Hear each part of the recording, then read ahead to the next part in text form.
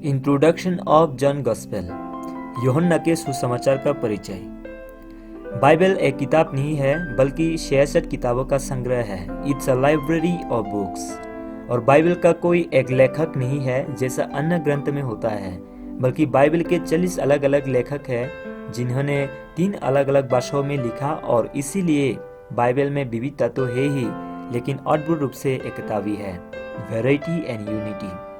विविधता इसलिए है क्योंकि परमेश्वर ने बाइबल के लेखकों को वर्ड प्रोसेसर के रूप में इस्तेमाल नहीं किया कि जो कुछ परमेश्वर उससे लिखवाना चाहता था उन्होंने बस वो लिख दिया। नहीं, बल्कि परमेश्वर ने उन सभी लेखकों के व्यक्तित्व, उनके विचार और उनके विभिन्न भाषा शैली और लेखन शैली का उपयोग किया, जिसके वजह से बाइबल के संपूर्ण साहित्य में अर्थात भाषा शैली में, लेखन शैली में बहुत विविधता पाई जाती है।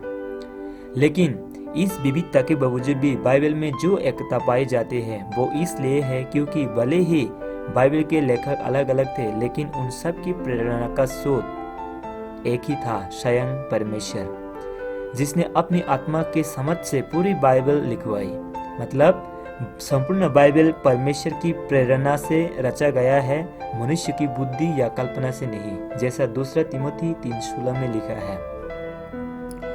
तो परमेश्वर का आत्मा अर्थात पवित्र आत्मा, उसी ने ही पूरी बाइबल का संपादन भी किया। मतलब स्वयं परमेश्वर ही बाइबल का दिव्य संपादक है, डिवाइन एडिटर, जिसकी वजह से बाइबल में अद्भुत एकता पाई जाती है। पहली पुस्तक उत्पत्ति यानी जेनेसिस से लेकर अंतिम पुस्तक प्रकाशित वाक्य यानी रेवलेशन तक एक ही धागे में पिरोई हुई है बाइबल, जो परमेश्वर की योजना है मानव जाति के लिए। ये कुछ वैसा ही है जैसा त्रायक परमेश्वर यानी त्रिनिटी यानी ट्राइन गॉड, जिसमें पिता, पुत्र और पवित्र आत्मा है। तो अलग अलग व्यक्ति और उनके कार्य भी अलग अलग है, लेकिन फिर भी तीनों मिलकर एक परमेश्वर बनते हैं और उनमें अद्भुत एकता पाई जाती है।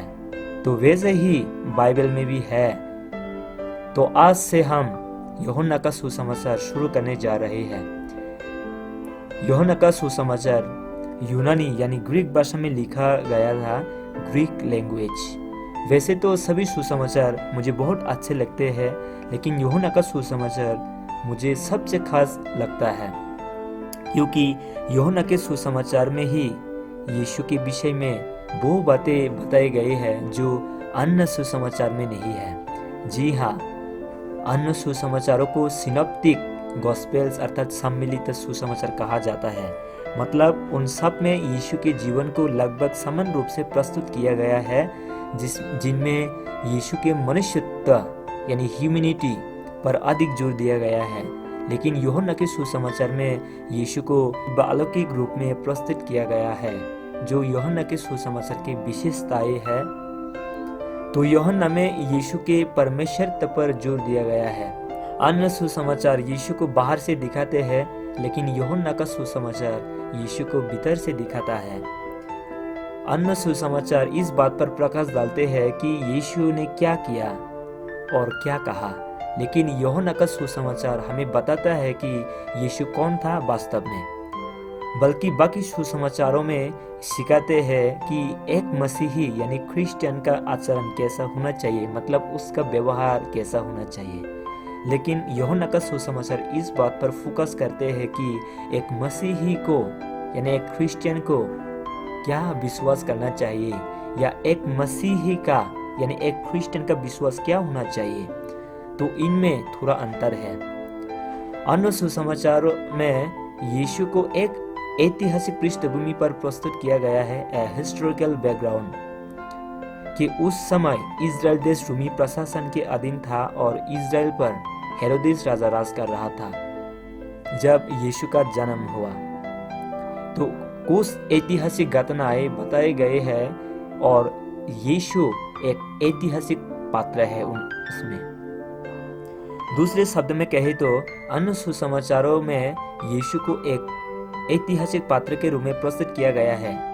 जैसे मत्ती यानी मैथ्यू का सुसमाचार यीशु की वंशावली यानी जेनियोलॉजी से शुरू हुआ, जो यीशु को डेविड और अब्राहम से जुड़ता है। मरकुस यानी मार्क का सुसमाचार यूहन्ना बपतिस्मा देने वाले के प्रचार से आरंभ होता है। लूका यानी लूक ने अपने सुसमाचार की शुरुआत स्वर्गदूत यानी एंजेल द्वारा यूहन्ना बपतिस्मा देने वाले और यीशु के जन्म की भविष्यवाणी से की।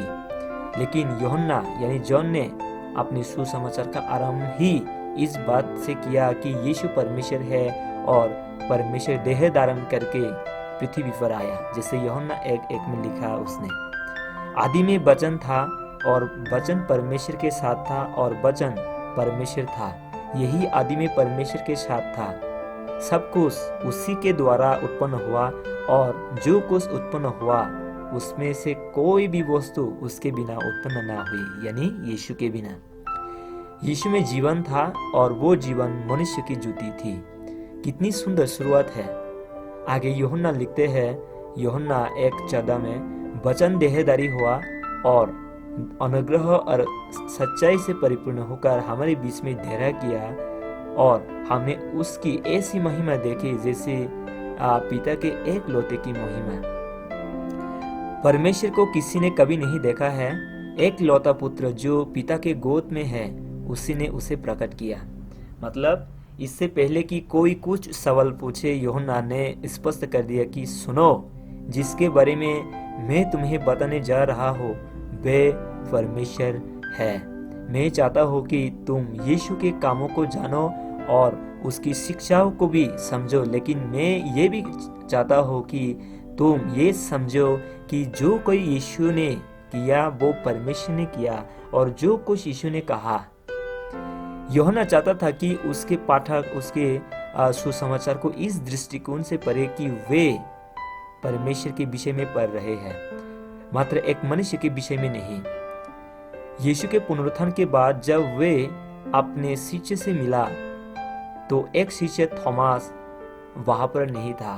बाद में जब डिसाइपल्स ने यानी शिष्यों ने थॉमस को यीशु के पुनर्जीवित होने के विषय में बताया तो थॉमस ने कहा, जब तक मैं स्वयं अपनी आंखों से ना देख लो तब तक विश्वास नहीं करूंगा। फिर बाद में जब यीशु थॉमस से मिला तो उसने थॉमस से कहा, जैसे यूहन्ना 20:27 में, अपनी उंगली यहाँ लाकर मेरे हाथों में डाल और अपना हाथ लाकर मेरे पंजर में डाल। मेरे हाथों को देखो। हाथों में क्यों? क्योंकि जो छेद थे कीलों के वो हाथों में थे। उसके जो निशान थे यीशु ने छोड़ दी थी ऐसे ही, क्योंकि यीशु को पता था कि कुछ जो शिष्य होंगे वो विश्वास नहीं करेंगे। सबूत के तौर पर उसने वही रहने दिया कि छेद और पिंजर में जहां पर बाला बुखा गया था। और उसके बाद यीशु ने उससे कहा, और विश्वासी नहीं परंतु विश्वासी हो। ये सुन थॉमस ने उत्तर दिया, हे मेरे प्रभु, हे मेरे परमेश्वर। तो डिसाइपल्स यानी शिष्यों ने ये समझ गए थे कि ये परमेश्वर है जो देह धारण करके आया। मतलब थॉमस ने यीशु को अपना परमेश्वर स्वीकार किया जो मानव रूप धारण करके आया था पृथ्वी पर। जब तक हम ये नहीं समझेंगे कि यीशु मानव रूप में परमेश्वर था, तब तक हम यूहन्ना के सुसमाचार को पूरी तरह नहीं समझ पाएंगे, जहां अन्य सुसमाचारों में यीशु के दर्जनों चमत्कारों के विषय में लिखा है। वो यूहन्ना ने अपने सुसमाचार में यीशु के केवल 7 चमत्कारों के विषय में बताया जो यीशु के मसीह होने के चिन्ह थे, और उनमें से भी केवल 2 चमत्कार ऐसे हैं जो अन्य सुसमाचारों में भी है।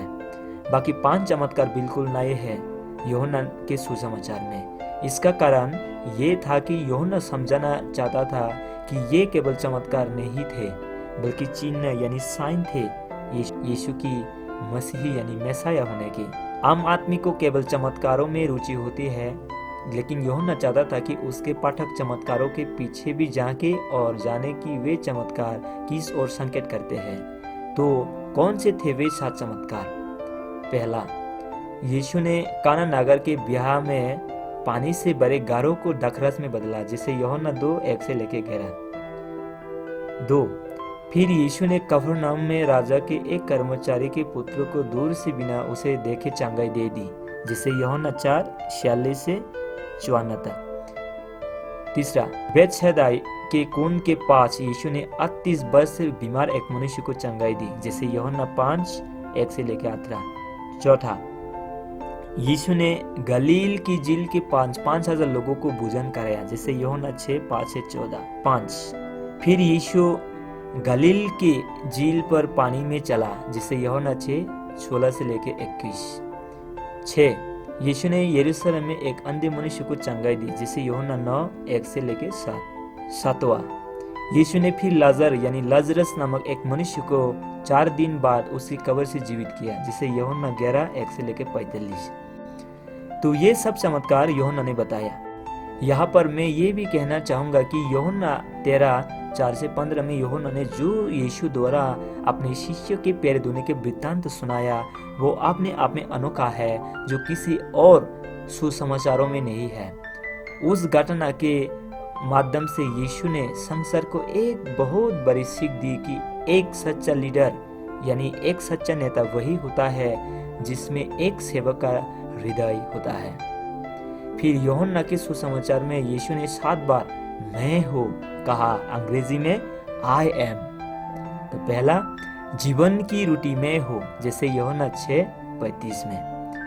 2, जगत की ज्योति मैं हूँ, जैसे यूहन्ना 8:12 में। भेड़ों का द्वार मैं हूँ, जैसे यूहन्ना 10:7 में। अच्छा चरवाहा मैं हूँ, जैसे यूहन्ना 10:11 और 14 में। पुनरुत्थान और जीवन में ही हो, जैसे यूहन्ना 11:25 में। मार्ग और सत्य और जीवन में ही हो, जैसे यूहन्ना 14:6 में। सच्ची दाखलता में हो, जैसे यूहन्ना 15:1 में। अभी सोचने वाली बात है कि अन्य सुसमाचारों के लेखकों ने यीशु के मैं हो यानी आई एम वाली कथनों को नहीं लिखा, केवल यूहन्ना ने लिखा, क्योंकि यूहन्ना के लिए सबसे महत्वपूर्ण ये बताना था कि यीशु कौन है। जीवन की रोटी, जगत की ज्योति, भेड़ों का द्वार इत्यादि। इसलिए परमेश्वर ने 4 सुसमाचार लिखवाए ताकि हर कोई यीशु को अलग अलग दृष्टिकोण से प्रस्तुत करे और हमें यीशु का पूरा चित्र मिल जाए। बाकी के 3 सुसमाचारों में यीशु के उत्तर इजराइल यानी नॉर्थ इजराइल के सेवकाई के विषय में अधिक लिखा है, जैसे नजरत और कफरनाम इत्यादि, जो उत्तर में स्थित है, उत्तर इजराइल के। लेकिन यूहन्ना ने यीशु के दक्षिण इजराइल यानी साउथ इजराइल के सेवकाई के विषय में प्रकाश डाला, जैसे यरूशलेम में जो दक्षिण में था। अन्य सुसमाचारों में यीशु ने कई छोटे छोटे दृष्टांत सुनाए और उनके माध्यम से शिक्षाएं दी, जबकि यूहन्ना में यीशु लोगों के साथ लंबी लंबी बात विवाद में उलझा, खासकर अविश्वासी यहूदियों यानी जीविस के साथ, जिनको वो स्पष्ट रूप से बता रहा था कि वे कौन है, जैसे यूहन्ना 8 में। जब यहूदी यीशु का विरोध कर रहे थे तो यीशु ने उनसे कहा था कि मैं जानता हूँ कि मेरा पिता कौन है, लेकिन तुम उसे नहीं जानते।